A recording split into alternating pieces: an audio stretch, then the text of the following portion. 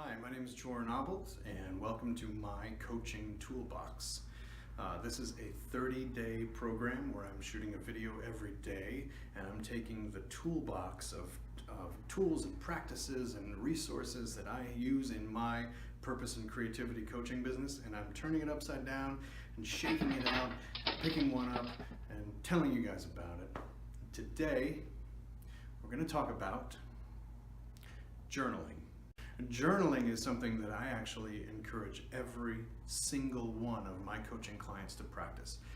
Whether we are doing a walk and talk out at the park or down by the water, or if we're doing one-on-one coaching sessions or embodiment sessions here at Meta, every one of those sessions ends with me instructing them to spend at least 15 to 20 minutes writing down what came up, right? Stuff comes up.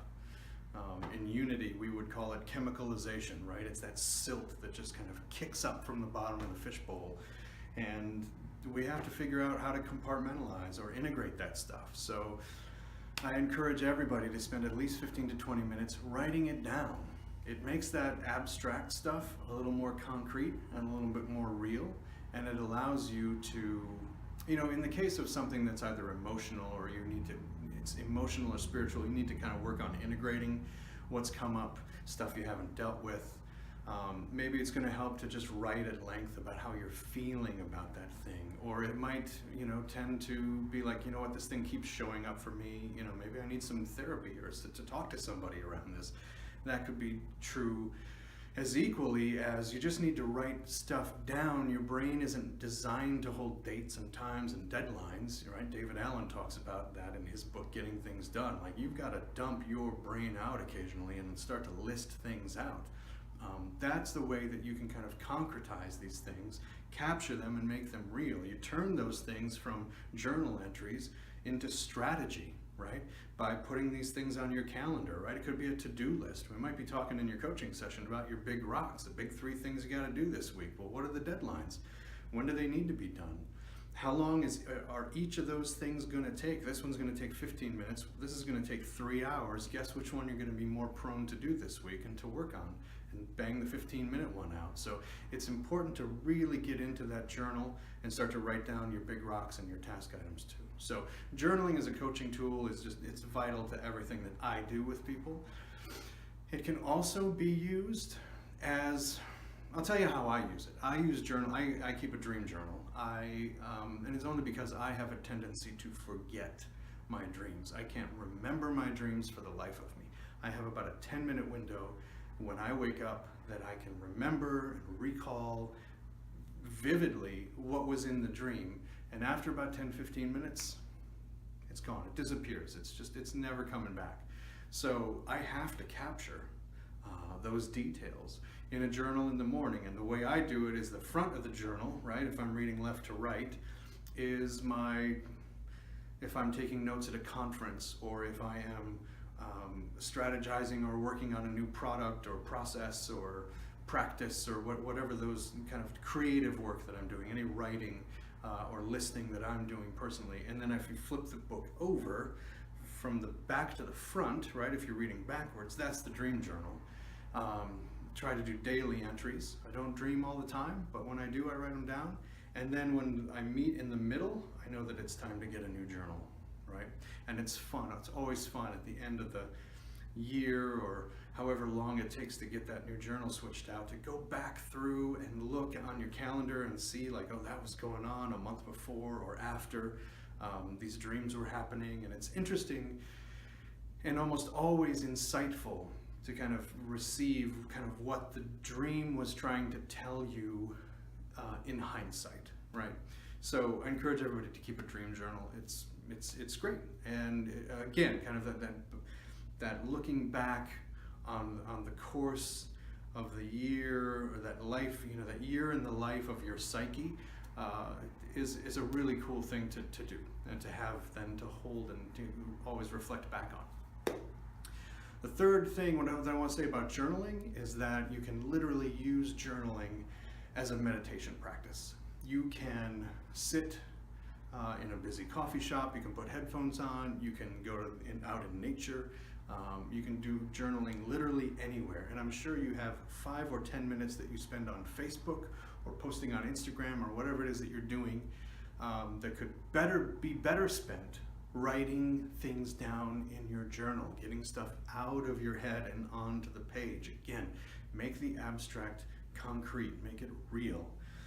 So in a meditation, what you might try is just being aware of how you're writing, right? Being aware of how you're breathing, how you're sitting, your posture, you're aware of your surroundings. You might become aware of how hard you're pressing down with the pen or the pencil.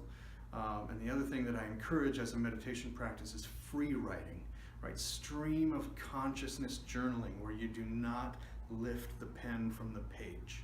You keep writing no matter what.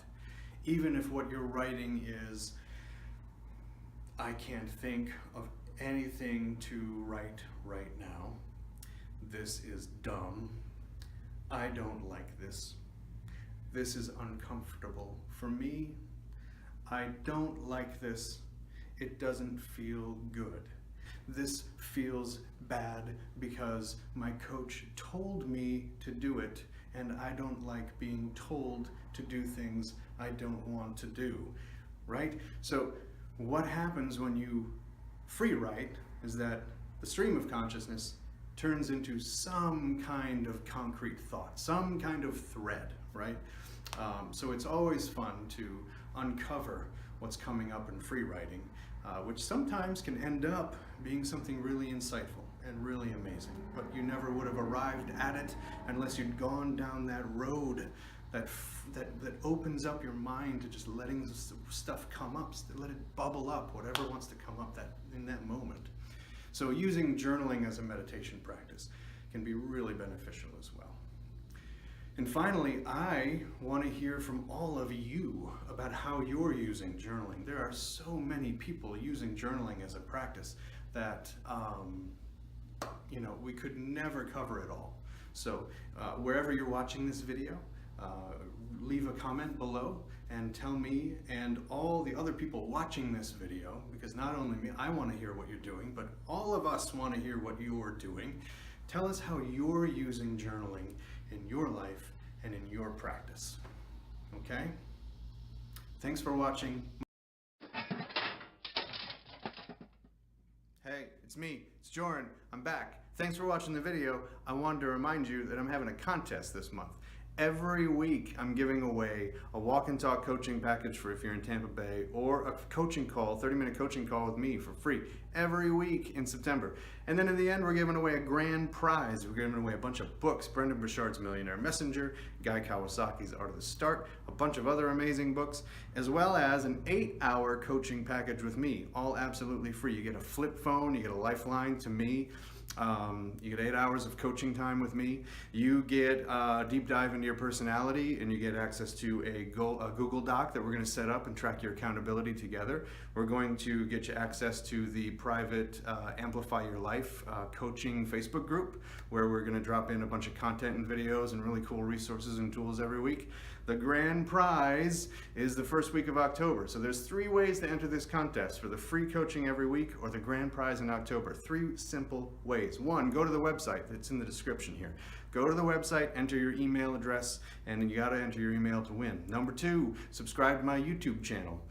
Number 3, share this video or one of the other videos. But share one of the videos on Facebook using the hashtag #MyCoachingToolbox, okay? And those rules are also on the page. So go to the page, enter the contest. I hope you win. Thanks for watching the videos, and have a creative and purposeful day. See you next time.